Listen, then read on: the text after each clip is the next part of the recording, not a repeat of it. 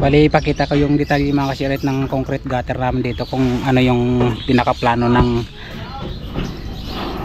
structural engineer namin. Yan. Bali, ito yung ginawa natin dito mga kasirit. Pinormahan namin siya dito ng 0.30. Yan, galing dito hanggang doon. Tapos yung bakal namin dito, ito, makikita nyo, is nasa 0.30 yung taas niya.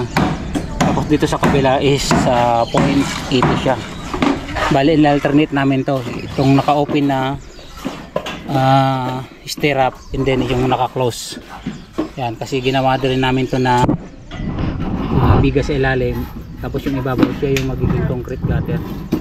Ganyan lang yung layout ng concrete gutter, kasi kung ito makasirit cantilever, tapos medyo may kahabaan siya, more than 4 meters to, kaya hindi pwedeng diretso na ganitong open na stirrup yung ilalagay natin, kasi may possible siya na magsag, kaya binuo pa rin yung biga niya.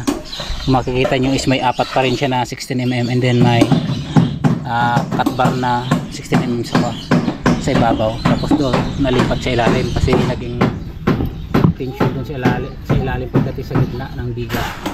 Dito pag simula dito sa kanto,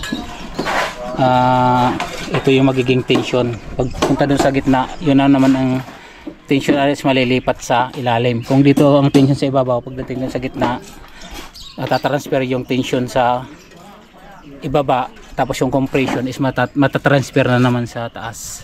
Ito naman, compression sa baba, tension dito sa taas. Kaya kung makikita mo ninyo mga kasirit, is mas marami yung bakal dito sa bandang taas, kasi dito yung tension. Tapos pagdating doon, tingnan natin para maintindihan. Yan, pagdating dito sa gitna, ito na yung midspan, is naging tatlo din yung bakal sa baba, kasi na-transfer yung tension doon, naging compression din dito sa taas, kaya nawala yung bakal dito. Yan.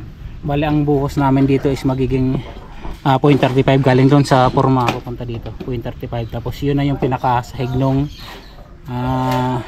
namin, concrete gutter. Yan yung pinakasahig. Tapos ito mapuporman ito mga shirt dyan, na mapuporman siya ng 4 cm ay 4 inches, 4 inches din dito. Tapos yung magiging butas dito ng concrete gutter nya is 10 cm.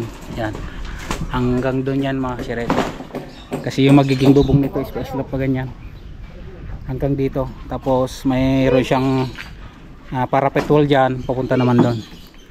Streamline yung bubong dito mga shirt, kasi modern design.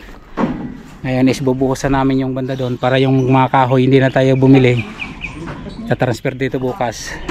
Ito na yung pinakahuling bubuhusan namin. Let's get it down. Prepare na yung mga bus natin sa pagbubuhos. Buhusan natin.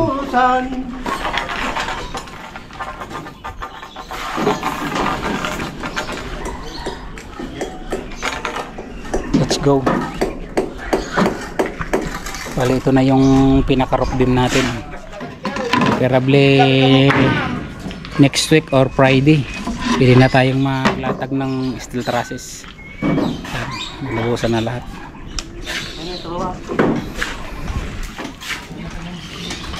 Ito yung dapat mga siret, dapat mauna yung kolom para mas matibay yung structure. Although pwede naman yung mauna yung hollow block, depende yun sa design ng mga structural engineer. Let's get it on. Muna.